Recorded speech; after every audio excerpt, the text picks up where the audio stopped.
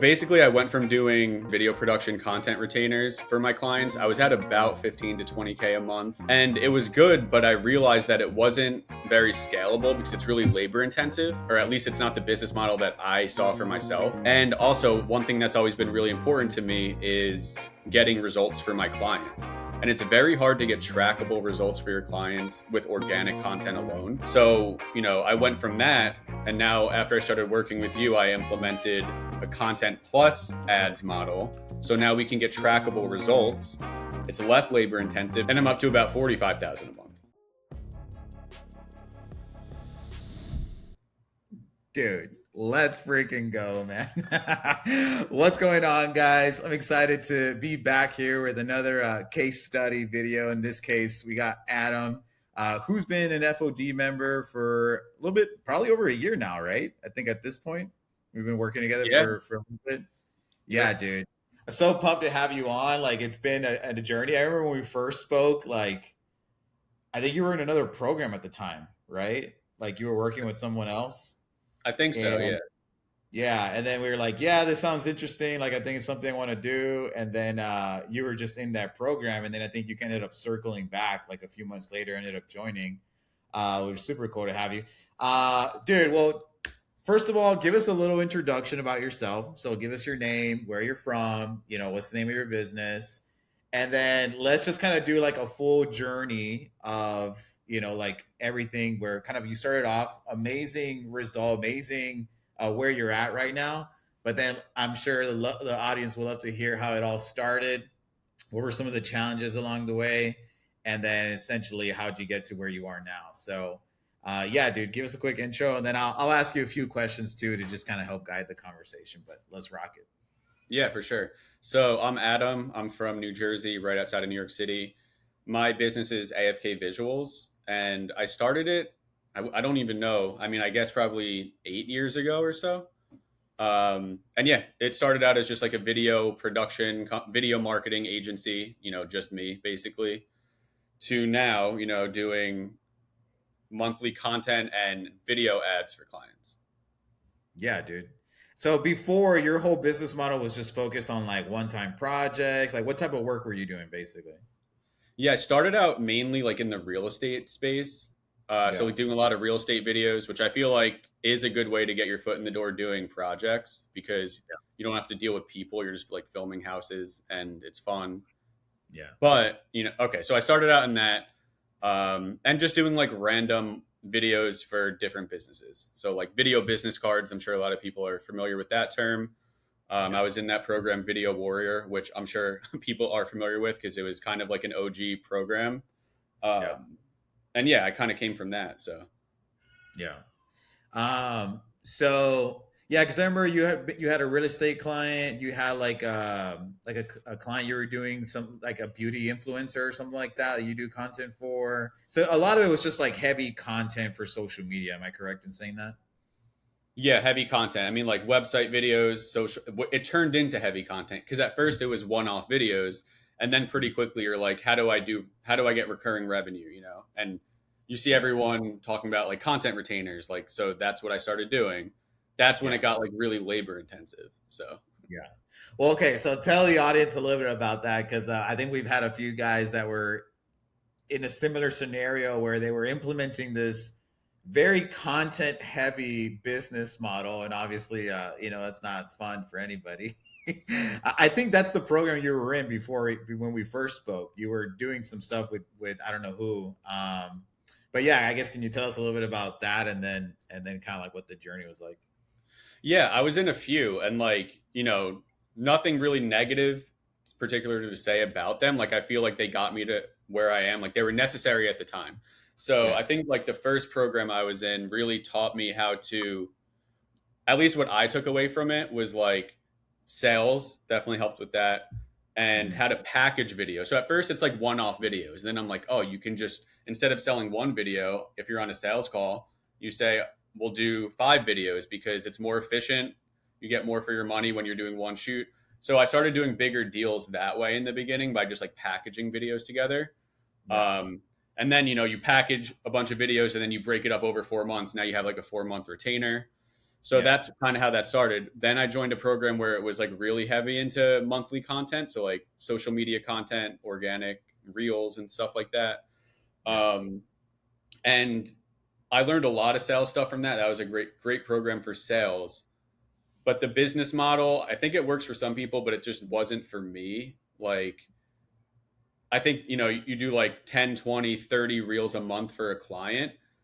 For me, that's too, like, I can't fathom how I would scale that to like 10, 20, 30 clients because you would need, I mean, like, I have enough time, I have a hard enough time, like, managing the editing process for 10 videos a month. So I couldn't imagine doing it for like 50 videos a month or 100 videos a month.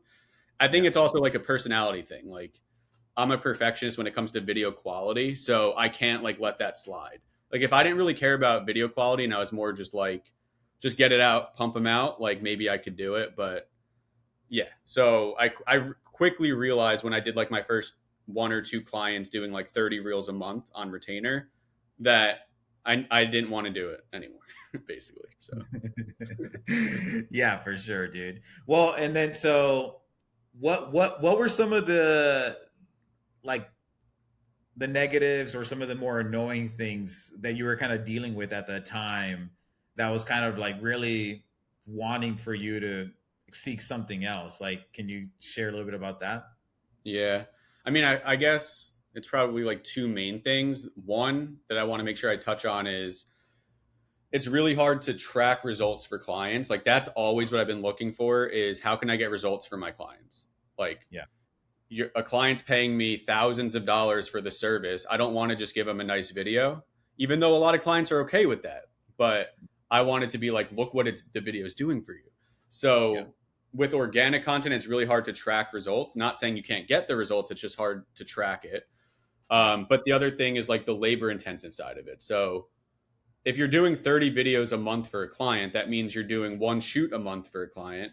I don't like I've kind of outgrown loving going on shoots. Like I do enjoy it. Like it's nice to like get out of the office and stuff, but I wouldn't want to be doing that many shoots because it takes you away from being able to do other stuff. And again, it's just like personal preference. And then the editing side of things, like that's like the fulfillment just becomes very difficult. Yeah.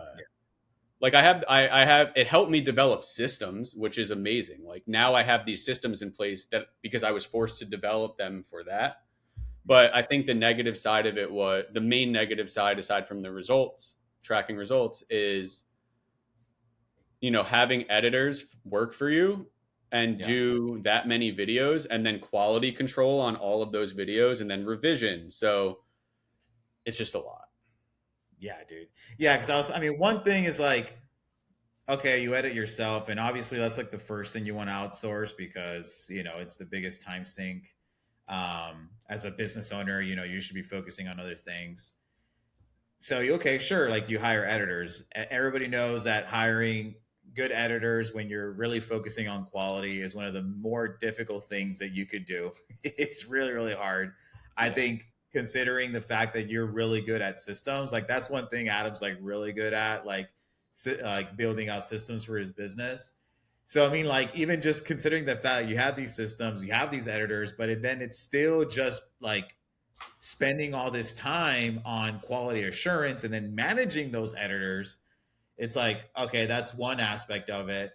Now, like you said earlier, okay, well, let multiply that by 10. If you have 10 clients, we're talking about 100 in what 300 videos a month. Like, dude, that's insane.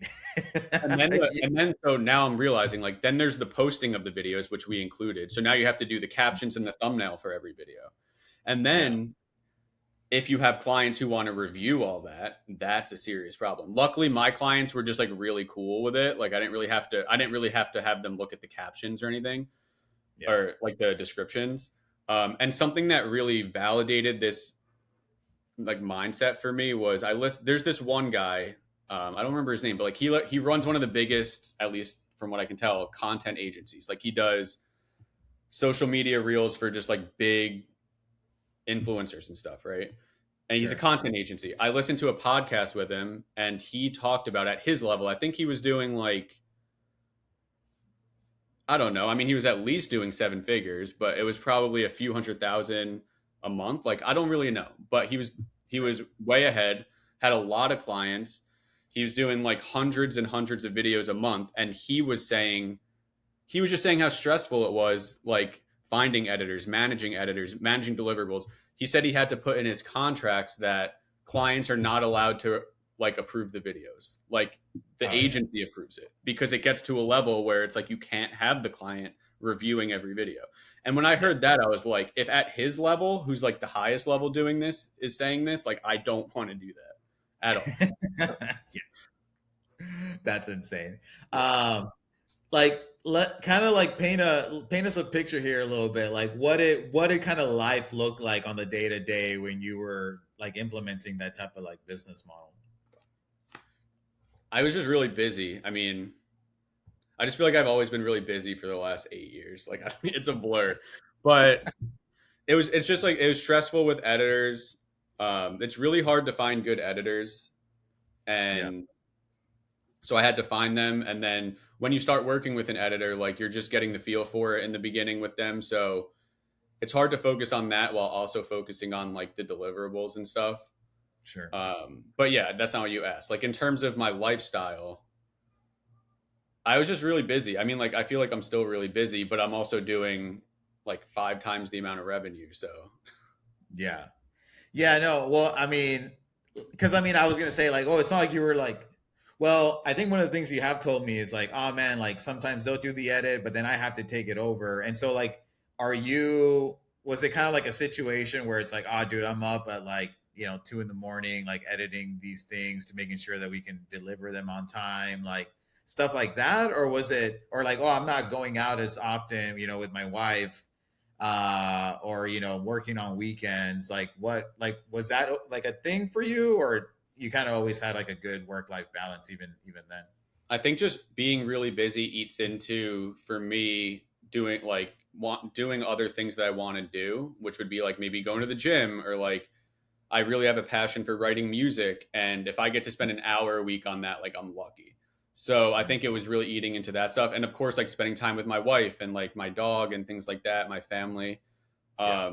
So yeah, it was very time consuming. I think it also added a lot of anxiety because I feel like you can be really busy without being super stressed and like anxious. Yeah. I feel like it added a layer of stress that I don't have anymore, which was um, backlog of videos. Like you Yeah. when you do 30 videos a month for a client and you have 5 of them, it's very hard to deliver 30 videos a month. Like it starts to like a backlog starts to create happen, and then before you know it, you're like 6 months down the road and you're still editing videos from like the first month. And Yeah. so and part of that might be because I care so much about quality, so I would want it to be right, but that's really stressful for me, and I would always like think about that. So Yeah. Yeah, no, I think that's one of the things that I think we have a lot of members in FOD that just really care about image quality. I mean, I care a lot about image quality. Like every member cares a lot about image quality and just making sure that we can just deliver the best product possible. So that was like definitely something we like vibed on. So on content retainers, it's like, well, you have to be shooting every month and then delivering those videos to make sure that you're getting paid on a monthly basis. But like, how often was it an issue where like clients are like, "Oh, dude, never mind," like, or like, "I can't shoot this week. Let me cancel on you," and then shooting dates get pushed out, delivery dates get pushed out, and now your cash flow is kind of like all over the place. It's not really a monthly payment. Or were you pretty strict with your clients? Like, were they like, even if they didn't shoot, they were still paying you every single month? that's a really good point. Like I completely forgot about that, but luckily I kind of was able to manage it. But one annoying thing was, yeah, like okay, let's talk about one client. It was like 5,500 a month, and we were doing 2 shoots a month for them.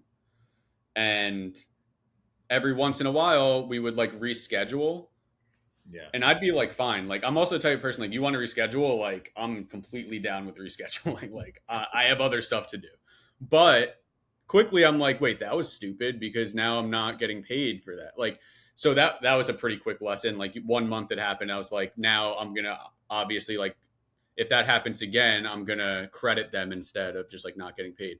But another situation that would happen would be, so let's say you're doing one shoot a month for 12 months. Like that was some of the packages I offered at one point was like an annual retainer. So Yeah. one shoot a month for 12 months. If you reschedule, let's say we rescheduled probably like 4 or 5 of the months. So now I was just like, oh, no problem. We can just like we could throw it on to the end, right? So now it's not 12 months. Now I've already been paid for the 12 months, but I'm 20 months in and I still Yeah. have another shoot to do for them. Yeah. So like you still get paid for it, but like it just kind of throws everything out of sync a little bit. Yeah. But you do have to And be was careful. Like, yeah, you got to make sure you're getting paid for sure. For sure.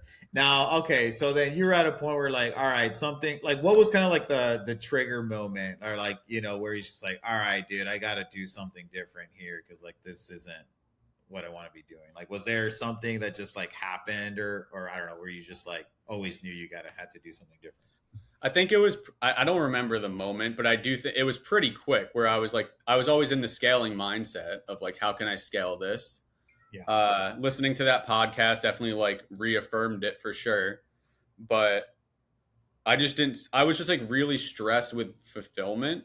And it's a very fulfillment heavy business model. So I was just like, I don't know if this is going to work. That was Yeah. pretty much it. Yeah. Okay. So then, obviously we spoke. Um, I think at the time you were still just like gathering information. You were still in this other program. A few months then passed, and then you ended up joining. Um, what was kind of like a lot of people are kind of afraid to kind of start messing around with ads and stuff like that. Like, what was kind of like your take when you kind of first started or like what made you like, yeah, I don't know. Was there something where you're just like, okay, this makes sense?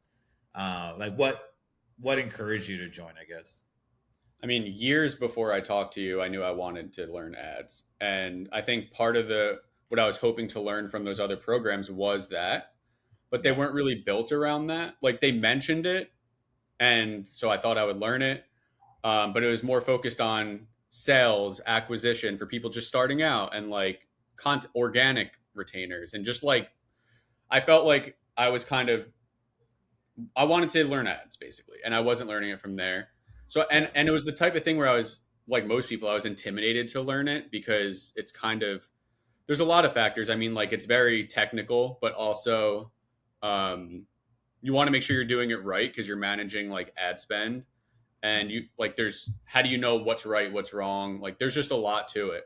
So I was always intimidated by it, but knew I needed to do it, and I was almost like procrastinating. Like I remember the last program I was in before yours, the main reason I joined that was because I like they were promoting themselves as being able like and they do teach this. I'm not saying like they were lying or anything, but like I was trying to learn from them how to get results for clients organically. I was like because they talked about it a lot. They're like, "Oh, you don't need to run ads. You can do organic content and still get trackable results." And I'm like, "Okay, like on one hand, I'm like, I don't know if this is true. It's too good to be true, but I'm going to procrastinate even more on ads. I'm going to go into this like I'm going to do it organically."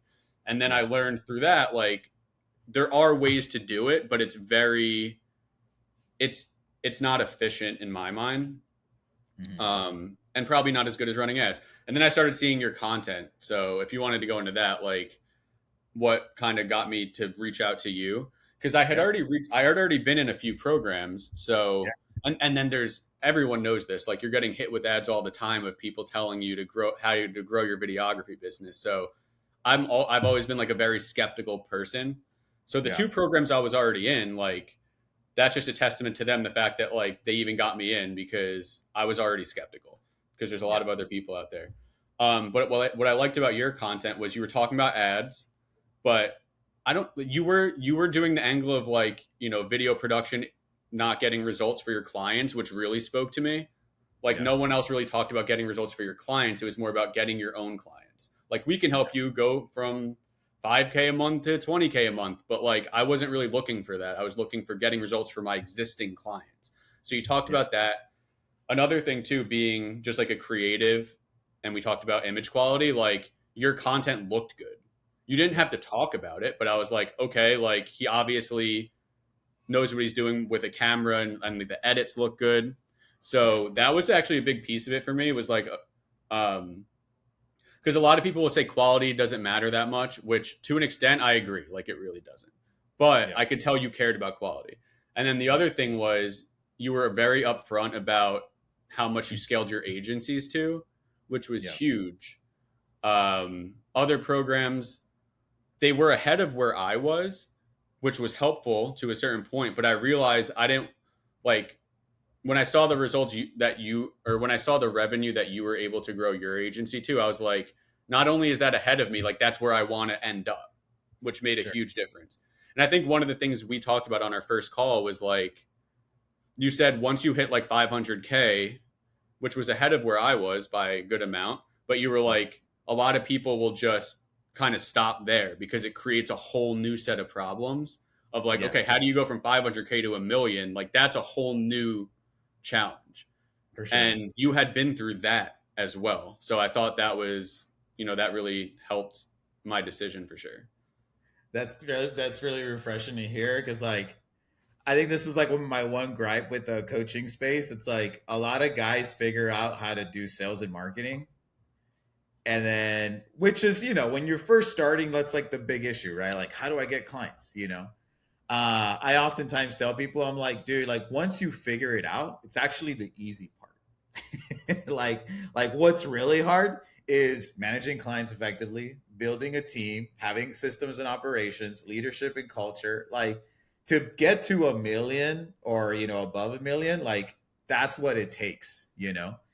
And so I feel like a lot of guys will figure that out. Maybe they'll get to 30, 50K a month or whatever, and then they're like, oh man, I hate the business I built, or I hit a ceiling. I'm just going to start coaching now. And I've literally heard someone say that before, like an actual like dude that wanted to become a coach. And I'm just like, wow, dude, like this is the industry we're in. like, you know. And I feel like a lot of those guys, like if you go to them to learn sales and marketing, then that's great because Yeah, they sure. figured it out. Yeah. Yeah, for sure. And that's why And I I feel mean, like I did learn a lot of sales from the programs I was in for sure. yeah. And and I'll tell people like when they talk to me one on one, it's like, look, dude, like I'm not a salesperson. Like I get by because I'm passionate about what I do and I have conviction and I'm confident I can help you.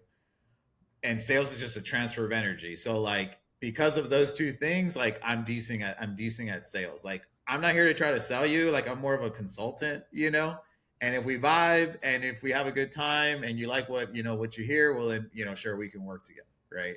Can I say Um, something? Because you just reminded me of something. yeah, for sure. So like I'm the same way. I feel like sales, you're not trying to convince someone of something. Like if you believe in what you're selling, then all you have to do is explain it. And if they Yeah. want it, they want it. If they don't, they don't. And then be likable, be nice, be understanding, like all that stuff. But I think one of the main reasons I've always wanted to be able to get proven results for clients was to help in sales as well. Yeah. Like, of course, it's because I care about my clients, like almost more than my own business in some cases. Like, I can really care about their business. But I also, when I was on sales calls, I had a lack of confidence because I was charging a lot for content. And it's really hard to, I don't like to use the word convince, but like, it's really hard to convince someone to pay you thousands of dollars a month when you can't prove anything at all, even if Yeah. it's not necessarily like a huge ROI, but at least some sort of data that I Yeah. wasn't providing. So Yeah. I think now, like being able to get results for clients, my sales calls are literally showing them what I've done for other clients. And like, that's it. Like what you just said, like just Yeah. showing them what you can do, how it's helped other clients. I don't know if it's going to help you, but like it's helped other clients and Yeah. I'll try my best to make sure it helps you. That's Yeah. already like miles better than going in with just a good list of questions to ask and you know no confidence basically. So For sure. Yeah, and like cuz your process like I think your thing what makes your stuff really unique is that you have really great image, you have really great like production, and then on top of that you have the results like ROI results to back it up. So where it's just like, hey dude, like do you want it or not? And clients are just like, yeah, dude, this is great. Like like I think you have a really high close rate. uh, and I think a lot of it has to just do with like the fact that the product is really good, you know? Yeah, because once I got into the agency space, now that I do ads, Yeah. you see your competitors everywhere. There's so many people offering to run ads for a fraction of the price. Yeah. So quickly, you're like, how can you differentiate? And I think the high quality video production is a big part of it. Like, Sure. it's like, I'm not just getting you results. Maybe there's someone out there who could get you the same results for cheaper, but you're also getting really high quality videos, which aren't just about results. It's also, now it goes back to what the original value was that I was providing before the ads, which was Yeah. branding. Yeah, just like elevating your brand, showing up on camera, making people trust you when they just look you up on Google or on Instagram. Just like the Sure. bare minimum of just having good marketing. Yeah, Um, and yeah. that's the competitive advantage. Like, and I'll explain it for people that haven't necessarily like consumed a lot of my content, where it's just like the reality is that, look, dude, like when you're just doing video production, like your videos are just going to the internet to die, right? Like it's like they either go to a client's website, nobody ever sees it, or they're going to their social media, a handful of people see it, if any, and then they just never see it again, right?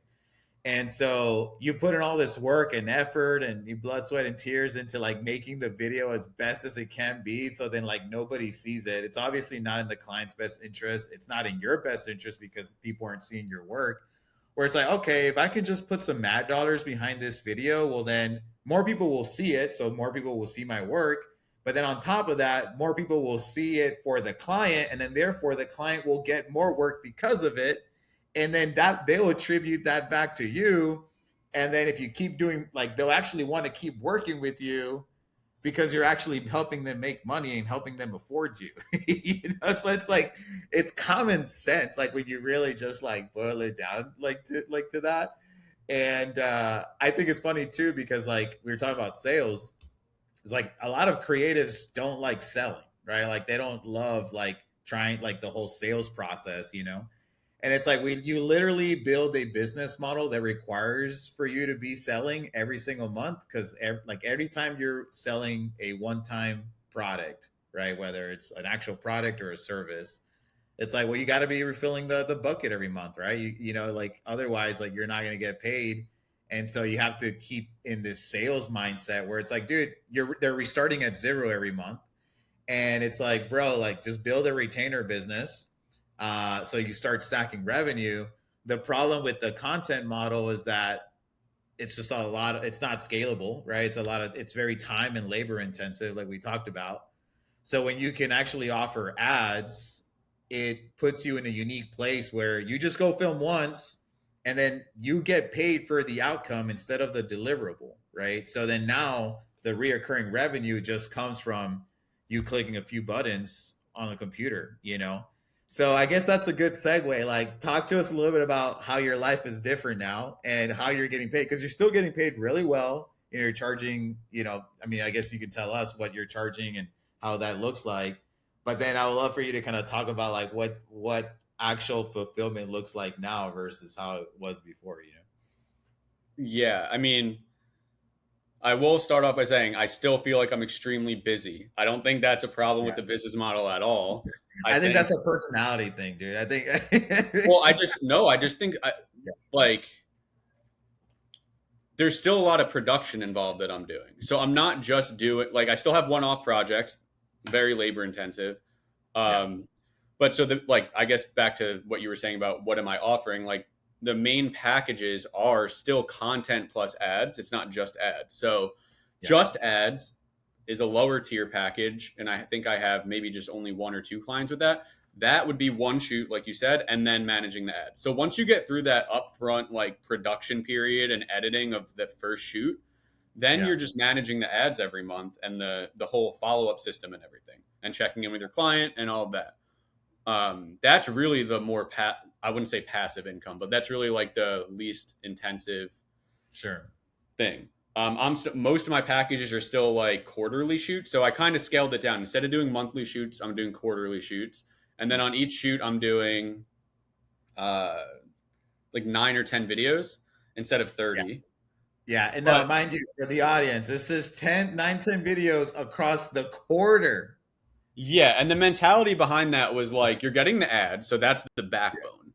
The Yeah. organic is almost like icing on the cake, and the bare minimum that I would recommend is like 3 videos a month to post, and you Yeah. could fill it in. Like a lot of these companies are still doing their own like static images and stuff as posts.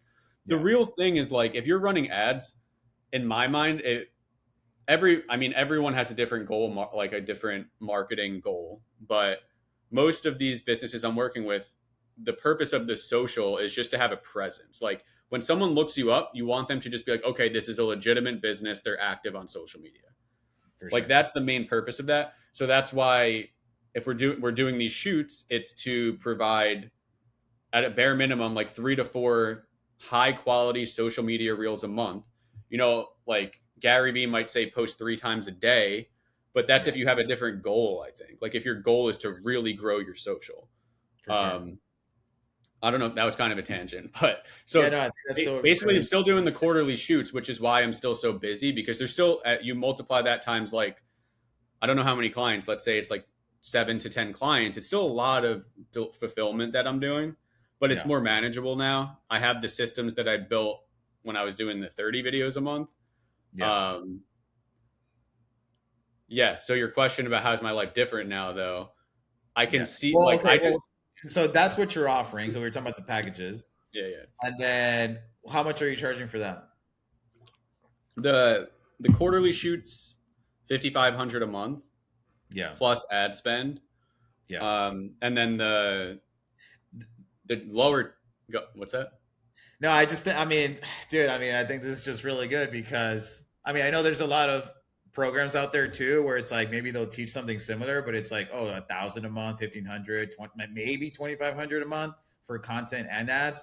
My whole thing was like, dude, it's really hard to scale business when you're not charging like minimum 35, but like if you can be at the 555, like that's really where you want to be, because then like you're just way more profitable, you can hire better talent, and like just life is better all around. It's like you have 10 clients at 2K a month, like that it's only 20K, where it's like right now you have less than 10 clients and you're already at 45, like and so it just makes a huge difference. So honestly, just massive props to you for being able to do that.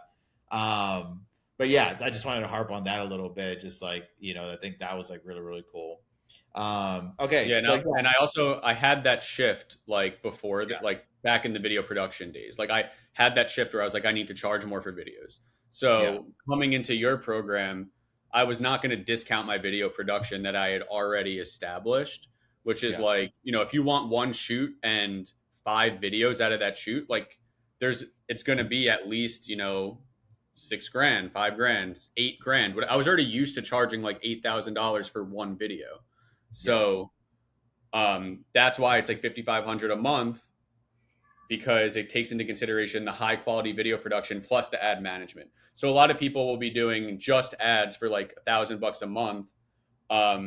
Maybe they're also at the point where they hadn't already raised their rates production wise, so they're at a lower monthly fee. Yeah. But yeah, that was the context for that basically. For sure. Okay, good. So then now it's like you're doing this, you're doing the quarterly shoots. Obviously, it's like way less videos, which is way less work. Still charging a pretty decent amount of money. Um, yeah. So then, like, I guess like you still obviously have to go do these shoots on a quarterly basis. Maybe that's another thing we can work on next if we want to start outsourcing that. But like now it's just like the ads component, and then like I guess what does like life look like now where, Well, I am where outsourcing most of the production. oh uh, yeah, that's true, because you have clients. This is another really cool thing, that you have clients that are not even in your local area.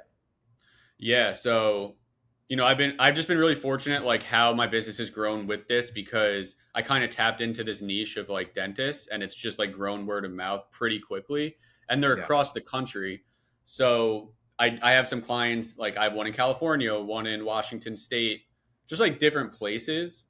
I Yeah. mean, couldn't be further from me, right? Like those places. So Literally, I yeah. already had the experience in the past of like sourcing DPs in other states and like managing shoots from afar. So I Yeah. was already used to that. Like that doesn't like scare me or anything. It's scary in the beginning for sure, but like I'm used to it. So that's just what I've been doing. For the local clients, I still show up and shoot because um I guess like one part of it is like I want to interact with my client. Like the shoot is actually like a client relationship building For day. sure. Because For a sure. lot like the one thing I kind of wish like my clients that I have across the country, I want to meet them. Like I've met them many times on Zoom, but I am starting to feel like I want to meet them. So maybe that'll happen one day. But that's why the local clients I'm still showing up to shoot those. But yeah, I mean I think it's easier to outsource a shoot than editing though. Yeah. Like it's very easy to find a good DP because it's just easy to see their work and be like that's good or it's not. Editing is much harder to tell if they're a good editor based on their portfolio. Because if it's Yeah. shot well, then it's going Yeah. to look good. Yeah. Well, no, and I think too, it's like sometimes they're a good editor, but they kind of just suck, you know, working with them. Like There's a they lot of factors. It's more of a yeah, long term relationship. It's not just like one day. yeah. It's like, oh, they take forever to deliver the video, or it took a lot of revisions to get there, or like Yeah, and like whatever. file management, organization. Like there's so much stuff, but like you just need for DP like finding a DP. Are they good at what they do? Do they understand gear? And are they nice, professional, reliable people? Which you can tell from a Zoom call pretty easily. Yeah. And then, yeah, Yeah. Yeah, dude. So then, okay, so let's kind of like talk a little bit about the ads piece, right? So we talked about the videos, like, so how's the ads been, and like even doing just fulfillment on that, basically. yeah. I mean, it's definitely less time consuming than editing a bunch of videos for sure.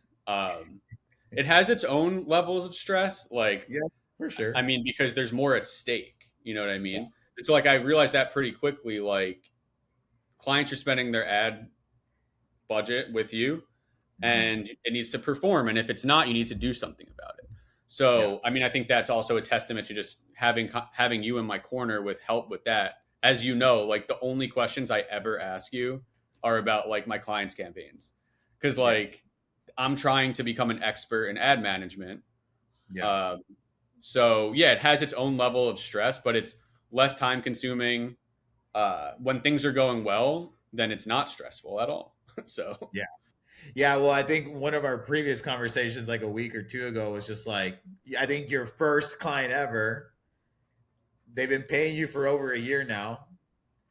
And I think we're running still the same ads that you did for them at the beginning of the year. I'm about to switch them up tomorrow, actually. But yeah, Yeah. but yeah, but yeah, it's been the same ads for a year basically. And that's what's so cool about this. Now, I will preface this by saying, like, this isn't always the case. I mean, Adam knows that he has other clients where he has to manage a little bit more frequently. But I was telling him, and I've told everybody else that, like, when you do a really good job of just like making a solid ad, landing a solid offer, and then the client's also good at their part of it, because it's not all on you. It's also part the client has to do their part too. You an ad can live for a very long time. Like an ad can generate revenue for a client for a year or more. It's not always the case. Sometimes it's a month, sometimes it's 3 months, sometimes it's 6 months, right? Like, it all ads have their lifespan. But that's kind of like the beauty of it, where it's like one ad can make clients, like one shoot will create one or several ads, and then those ads will pay dividends for years to come, or months to come, whatever. And it's like, whereas like the previous strategy is like, no, let's make 30 videos a month because we're kind of banking on one of them going viral, and then we don't even know if that virality will actually turn into revenue. uh which is just like a total flip on its head, right? So I think that's one of the cool things, like, and I have some of those clients, like, where it's like, dude, we change their ads once a year, and like the client's super low maintenance. We never talk to them. If anything, we exchange an email here and there, and it's super low maintenance, and they pay us upfront on our end. Like, we just do ads, we don't do videos. So like for that particular client, so it's 2,500 a month. And like, he pays us, what is it, 26K a year or something, whatever, the 2,500 times 12. Like, I'm like, dude, like, that's scalable. Like that's something that you can actually like build on top of. And it's a really cool thing, like once you can actually get it down.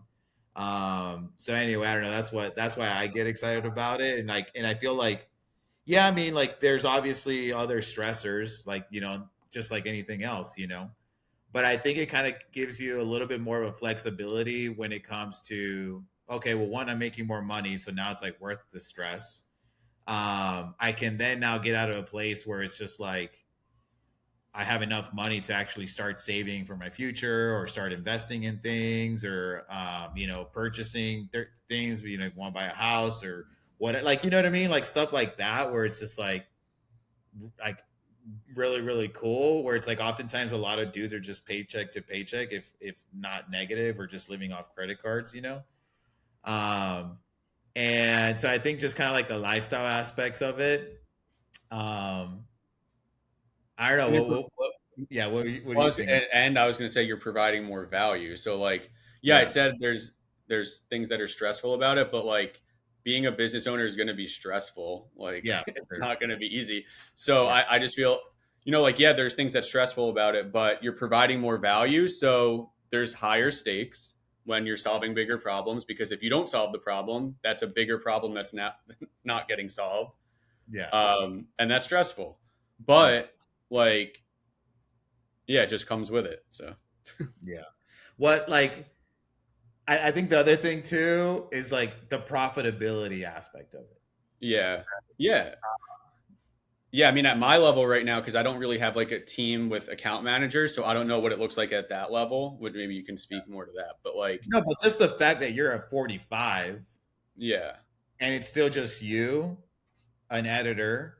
I mean, it's a handful of editors, right? How much do you spend on editors like per month on average? Do you know off the top of your head? I don't know on a monthly basis. Yeah. Um, but yeah, so it's like the editors Is and that then like an average? average monthly. Yeah, just like on average, like how much do you think Well, here, those? let me just, I'll have to do some quick math.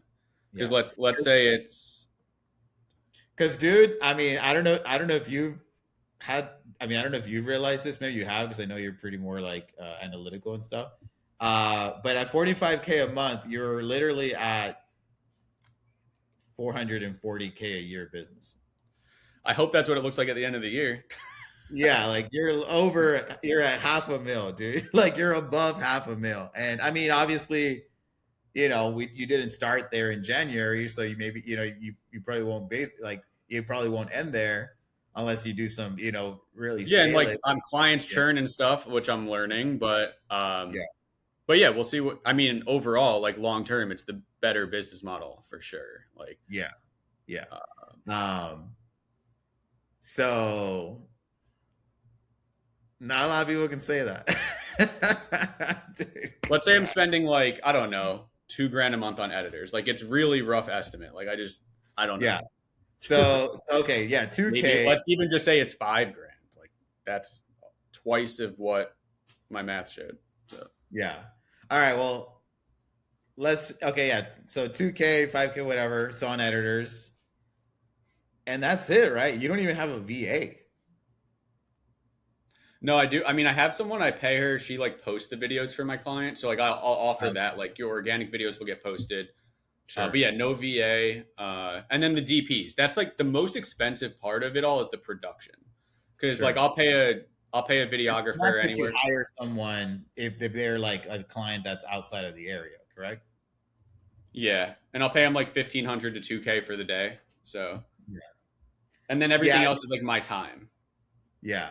Well, I'm just saying, like, if you have a half a mil business and it's literally just you, a handful of editors, a VA that's overseas that you probably pay less than a grand a month on or around there, that's 3K a month. And then every now and then you pay a DP a one-time fee of 1,500 or 2K. Like, dude, your profitability's through the roof right now. Yeah, I guess it is. Like, I'm pretty sure it's more than like, if not 90%, like maybe a little bit even higher than that. Yeah, I always look at it too with like how much time am I putting into it as well, and then like an Yeah. hourly rate for myself. But if you're not trying to overcomplicate it like I do, Yeah. then my dog Well, is do you have an hourly rate for yourself? Because if you know, um my dog. Yeah, you know, so I mean like maybe 150 bucks an hour or something. Like yeah, dude. Well, that's what I'm saying. Like, even if you're taking that into consideration, well, let's start raising it. It's $300 an hour, $500 an hour, right? yeah. I guess point overall is like your bank account should be looking pretty healthy right now. Like at least your business one. If you're not paying yourself more, then it's probably time we start paying yourself more.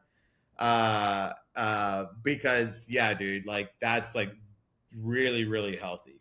I mean, like think about it from a traditional standpoint. Like any business, brick and mortar, you're looking at 10% profit margins, 15%, right? Like if they're really good, 30% profit margins, even like I mean, I don't know, like just general video production businesses, obviously really low profit margins just all throughout the bat. Like to be able to say like, oh, I have a 90% profit margin. Now, obviously we're not counting your salary, we're not counting taxes, right? But even if we were, if it's above 50%, I mean, come on, dude. You know, Yeah. like a lot of people don't like realize that. It's just like insane, dude. I owe Uh, it all to this spreadsheet that I got years yeah, ago, which I showed you. It's just like this spreadsheet where you can price video production projects, and I'm like a psycho about it.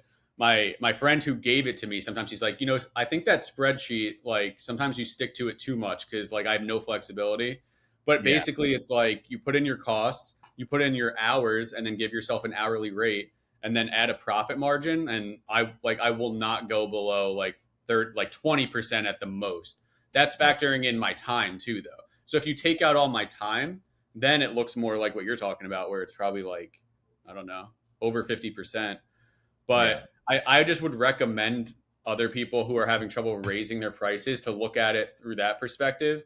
Like, you don't have to yeah, be as crazy about it as I am, but I feel like when you see the numbers and you're like, wow, if I don't charge this much and I do that on a consistent basis, my salary is going to be like 20 grand at the end of the year based on all the yeah, time I've spent. Like, it's for sure. really important to have that understanding, I feel like. For sure. No, 100%. I think you've done a really good job of that. I think you're the only person that I've ever worked with that has it dialed in as much as that. So It's yeah, I mean it's I don't so no one else who does video production that I've never does. seen you ever work with have anything like that, Oh, which is, well, which, I recommend it. yeah. So I mean, like, I think you're doing good there. Well, sweet dude. I mean, what's it been like? I mean, well, I'll ask you like maybe one or two questions and we can finish things off. But yeah, I guess overall, just like how's it been kind of working with clients? Like, I mean, we said obviously a bunch of cool things. Maybe we can talk about like what are some of the bad things, keep it realistic. I think the stress and the negatives are like in video production, I never really had unhappy clients Yeah. because I mean, unless you really messed up or did a horrible video, which I was in the business of doing the best possible video I could. So I feel like clients were always happy with the outcome. I never really had unhappy clients, except for like maybe minor things or whatever. But Sure. I quickly realized with this that like if you launch a campaign and you don't set expectations properly, maybe you go in and you show them your best case study and you don't really set expectations and then they don't really hit that, Yeah. understandably they're going to be upset. So you have to, I feel like I need to grow thicker skin in that sense because I'm not really good at like confrontation with like clients and stuff. And it's not Yeah. confrontation, but like you got to put out fires sometimes. Yeah. um, so I think one of the negatives is like not setting expectations properly. I don't know if that makes sense. That's just something I would do. But Yeah. another negative is like, or stressful thing is like you do everything right. So like you have the offer, you have the ad, you set it up according to what you teach and like what you've seen work, but it doesn't go as well for whatever reason. It's really hard and stressful to figure out what's going wrong. Like, is it the system? Is it the client themselves who actually is the only variable that's different because they showed up in the video and they're a different person? Is it Yeah. the market that they're in? Is it the time of year? Like there's just so many factors. And then you have to make the decision, which I'm learning, which is what I'm learning from you, is like, when's the right time to make changes to the ads, and what changes do you make, and how to know like when to make a change, basically. Because if like you see the performance is not doing as well as other clients, but it's not horrible, do you touch it or do you leave it? Like, there's just a lot of things I'm still learning, Yeah.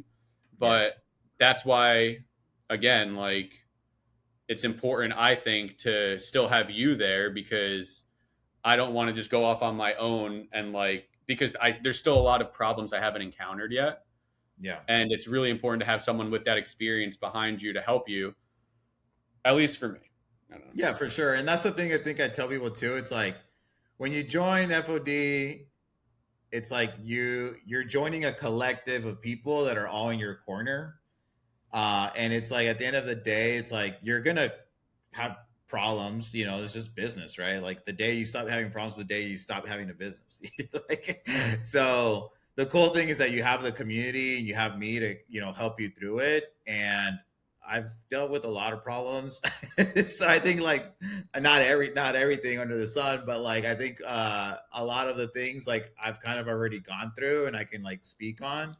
Um, and on top of that, too, it's like I tell people, like, look, you might not be an ads expert. That's okay. It's formulaic, so I think it's like easy for people that have never done it to do it. But I tell them like you gotta also stop thinking like as a freelancer and think more of a business owner, where it's like you build a team around you. In this case, the whole collective and myself are part of your team now. And so that's I think that kind of just helps people like too, or like, oh, okay, like that I think takes a lot of stress off the shoulders. So I think that's like important.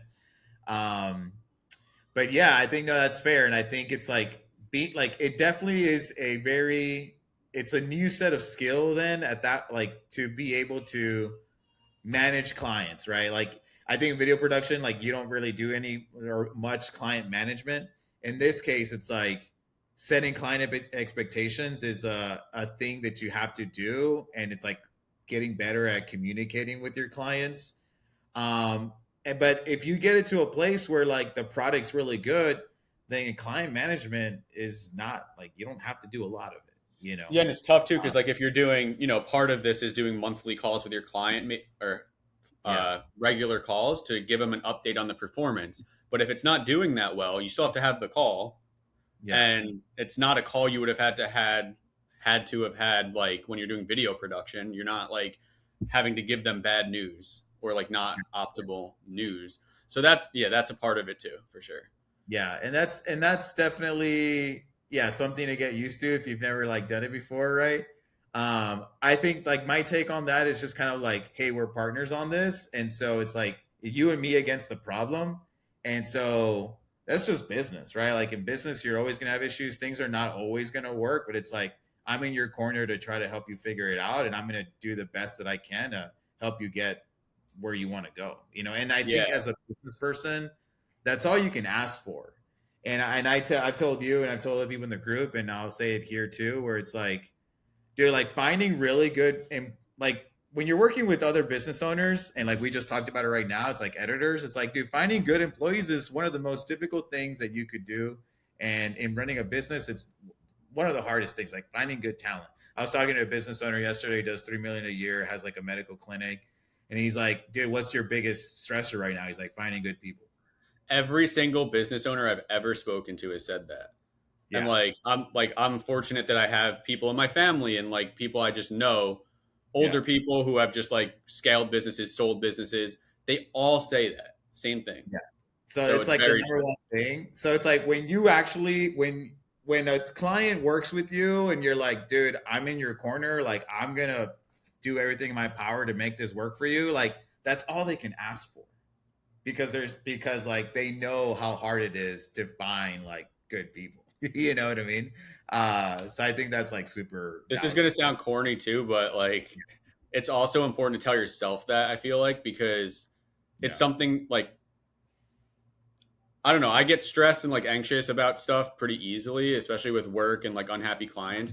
But recently, I mean, I feel like the past few months, I've started literally just telling myself like you're doing the best you can. Like that's literally all you can do, and it actually makes me feel better. And personally, So Yeah. I don't know, kind of cheesy, but like if at the end of the day, like you're doing all you can do, then what's the point of stressing about it? You know, like when the campaign's not performing well, and I'm like agonizing over it, and I'm asking you what to do. I'm trying different techniques, and it's just like that's all you can do.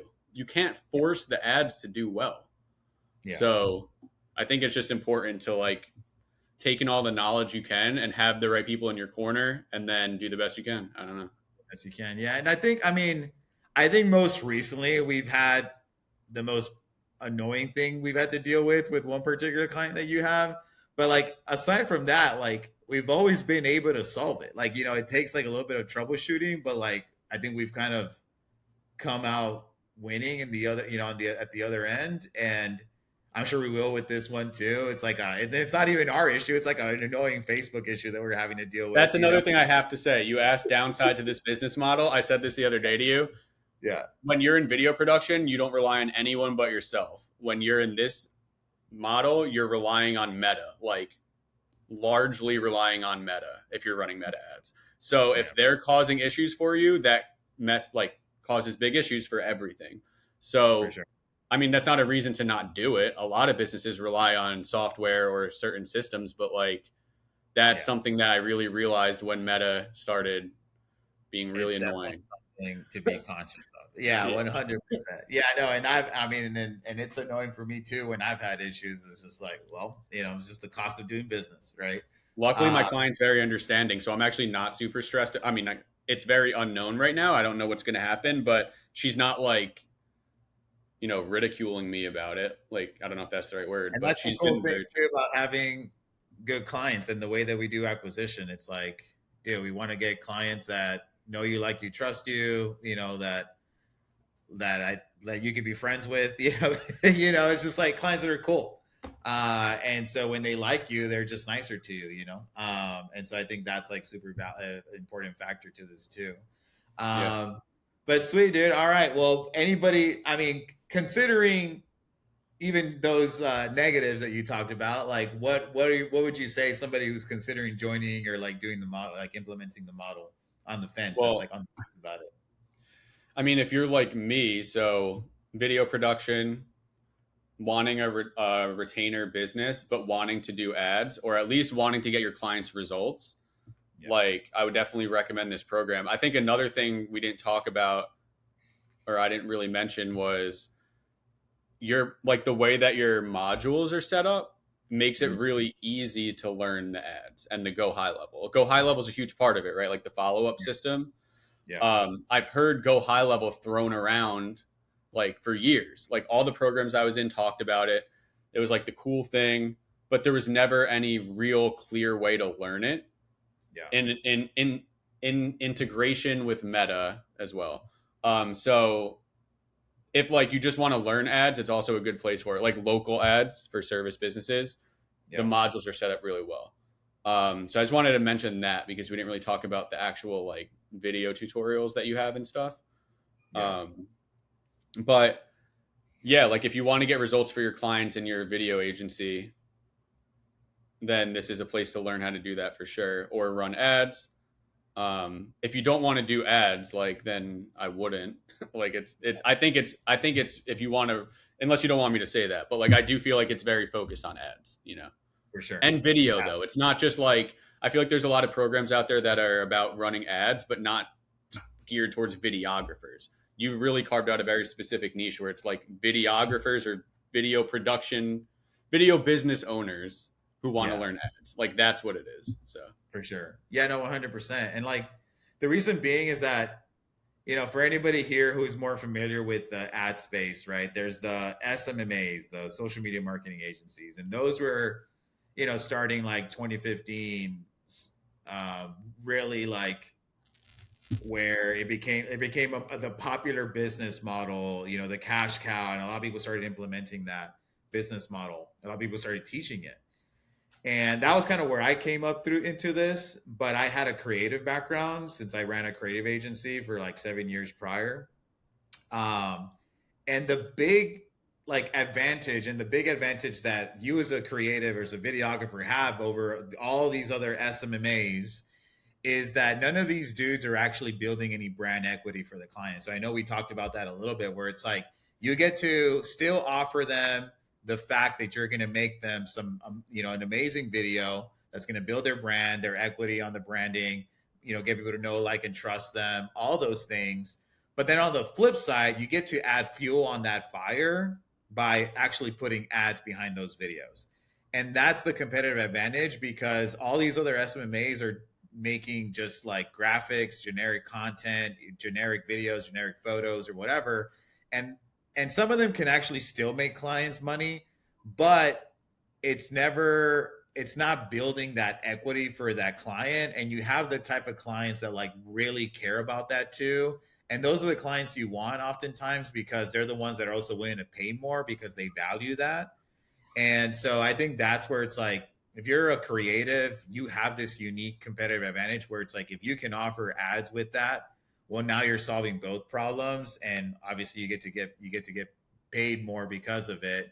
You can make more money with a little bit less work. It's more scalable, and you can get clients from all over the country. And then that then kind of opens you up if you want to kind of like not be in a specific place all the time. You know what I mean? That's a huge point that you just said that I didn't remember, but like, that's a huge thing for me about this business model, is not being tied to a specific location. Because when I was doing production on a retainer basis, I talk with my wife all the time about like potentially moving to Florida or like just somewhere, but it's like, how can I do that? The only way would be to start hiring DPs to do the shoots, which is possible, but then you have to like tell your client who's hiring you, like, oh, I'm leaving now, here's another person, but you're going to keep paying me. Like, it's just a whole thing. Now I'm literally not tied to any local clients, like not one.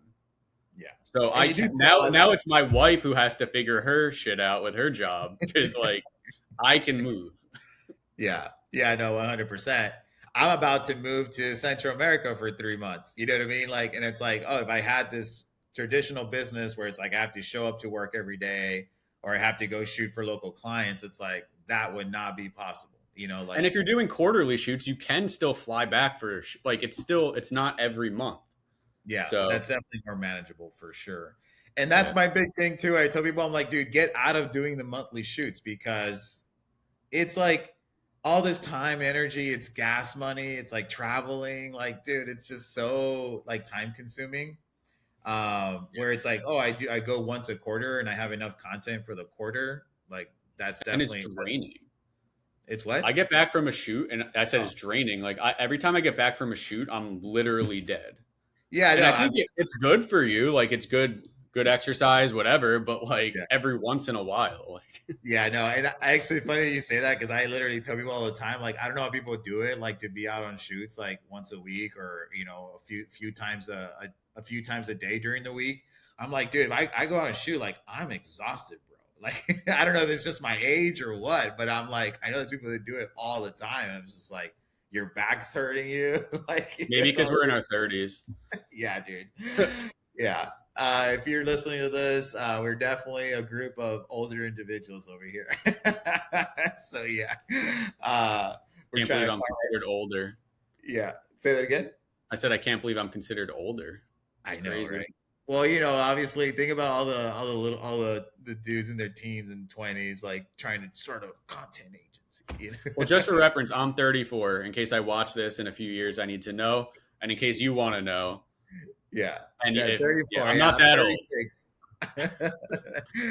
All right. Good stuff, man. Really appreciate it. Anything else you want to say, or any last things you got? No, I mean, I was just thinking about what you were talking about regarding having a unique position where like you're combining high quality video production with ads. Like, I think there is really something to that. And one thing I really want to figure out, and we can work on it together, like at some other point, is like really how to position that. Because I've learned on a recent sales call I had, I think I leaned too much into the ROI, because I'm like, oh, this is awesome, I could show all this ROI stuff. Then they started kind of picking it apart and questioning, like just really picking it apart. And then I had to realize, well, it's not just about the ROI. It's also about the brand equity we talked about, which I didn't really communicate. It's not like you're just hiring an SMMA, like you said, Yeah, and it's money in, money out. Like you're also investing in this other thing. for sure. Ads are just a part of it. For sure. So, and also finding the right clients who already understand that from that's what they want, because um, finding clients who not only want to get revenue, but they care how they show up to the world. Like For sure. some clients might not care if you run a Canva ad that looks really corny, they don't care. But a lot Yeah. of clients do not want that. Like, would you want that for your business? Like, probably not. You'd probably Yeah. want high quality stuff because people are seeing it, regardless of if it gets results. You want it to be high quality. Like, I think Yeah. my one of my first dental clients, she told me that the previous agency she was with, she was like embarrassed by the ad they were running. It was like just like a static image, like a generic thing, and she was embarrassed by it. She's like, it doesn't reflect my brand. So it's like, and I'm not speaking to her right now, just more generally, but like if you want ads that also reflect your brand, it's probably going to be more expensive. So I 100%. think that's the positioning that I'm really trying to focus on, like developing, you know? Hell yeah. I mean, I think you have subtly, and then it's just little minor shifts in the presentation, and then we're off to the races. Yeah. But I think that's for a lot of video business owners who make really good videos. Yeah. That's a really good path to take, I think, because it's kind of 100. untapped too. I Yeah. mean, also a lot of these marketing agencies, they would hire separately a video production company to make the ads a lot of times, right? Yeah. And then the video production company would just do a one-off project for the agency, and then the agency would run the ads. So the client's still paying for that, but it's more of like a pass-through cost Yeah.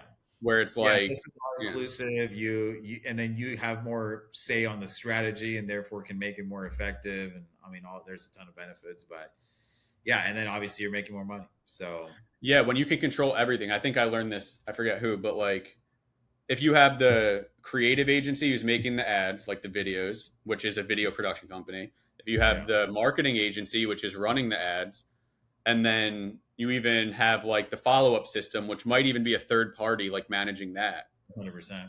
If you That could could have that all in house, where it's like, it just makes everything more cohesive. Like the ad ties to the campaign, and then the campaign and the ad tied to the follow up nurture sequences, and like the whole system. So yeah, I don't sweet. know. 100%, dude. Well, thanks so much. A long time coming. Finally glad we got to do this. I know we rescheduled like 15 times, but Yeah. Just like with the clients. Nah. I can't believe we did it. Well, we're Yeah. busy. All right, man. Well, thanks so much for jumping on. Guys, reach out to Adam. I'll put his links in for Instagram and stuff in the notes here, the description. But yeah, man, thanks for jumping on. I'll catch you later. No problem. Thank you. All right. Bye.